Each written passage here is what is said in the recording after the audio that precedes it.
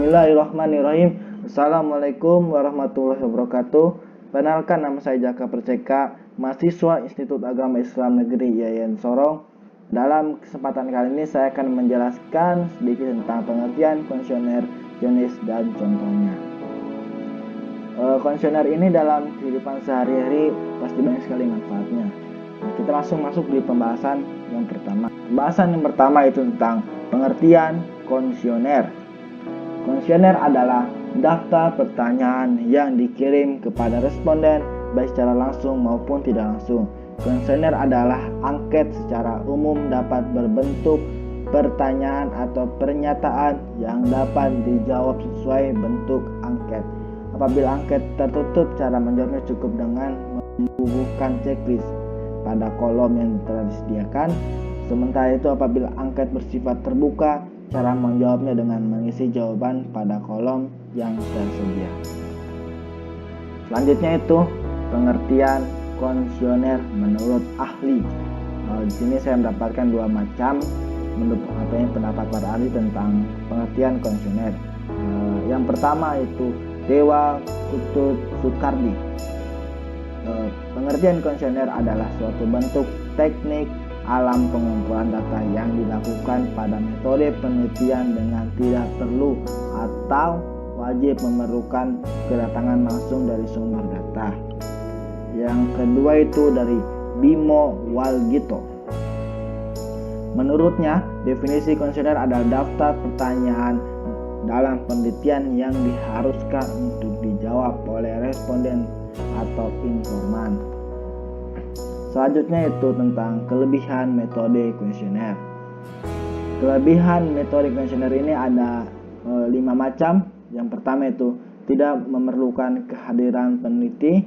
Yang kedua, dapat dibagi secara bersama-sama kepada seluruh responden. Yang ketiga, waktunya fleksibel, bergantung waktu senggang responden. Yang keempat, dapat dibuat anonim atau tanpa nama, sehingga responden tidak malu ketika menjawab pertanyaan-pertanyaannya.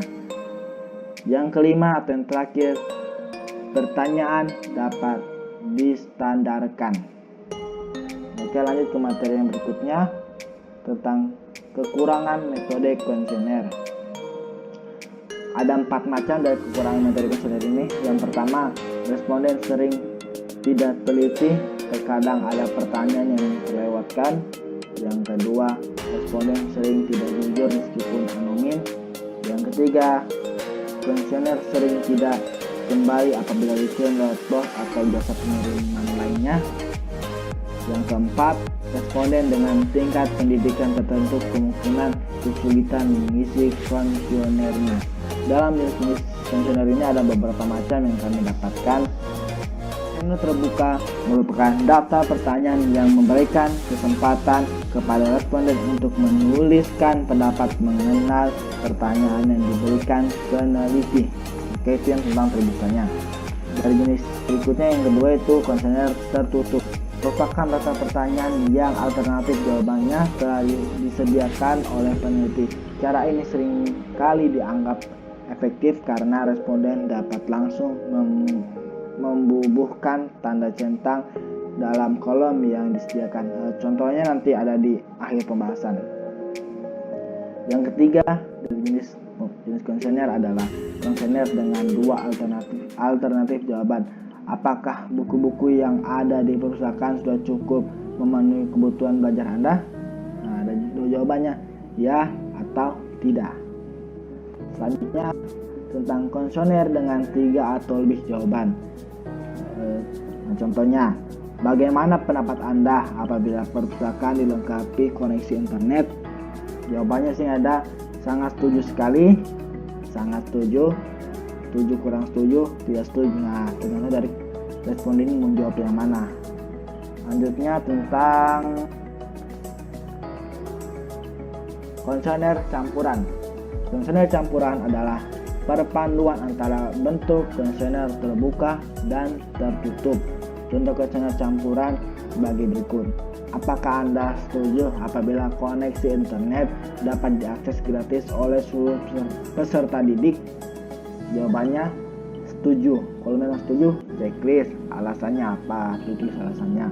Nah, terus yang kedua, tidak setuju, di checklist kalau tidak setuju. Terus alasannya apa, dikasih masuk alasannya. Itu tentang jenis-jenis kuesioner. Selanjutnya itu pembahasan tentang syarat membuat kuesioner yang baik. Ada 4 macam dari syarat membuat kuesioner ini. Yang pertama, pertanyaan dibuat dengan bahasa yang jelas dan tidak absurd atau multitafsir, jadi bahasa yang mudah begitu. Yang kedua, pertanyaan berkaitan dengan masalah yang hendak dipecahkan dalam penelitian dan menggunakan bahasa baku yang mudah dipahami. Yang ketiga, banyak membaca jurnal yang berjudul tentang penelitian-penelitian dengan metode pengumpulan data menggunakan kuesioner.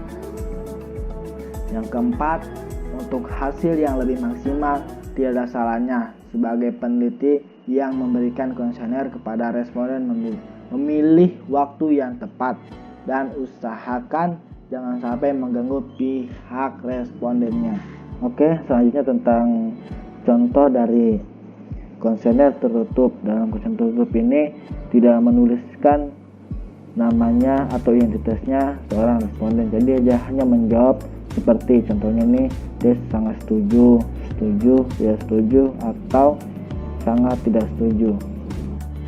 Oke, dalam pembahasan kali ini mungkin cukup tentang kuesioner jenis dan contohnya. Semoga bermanfaat. Assalamualaikum warahmatullahi wabarakatuh.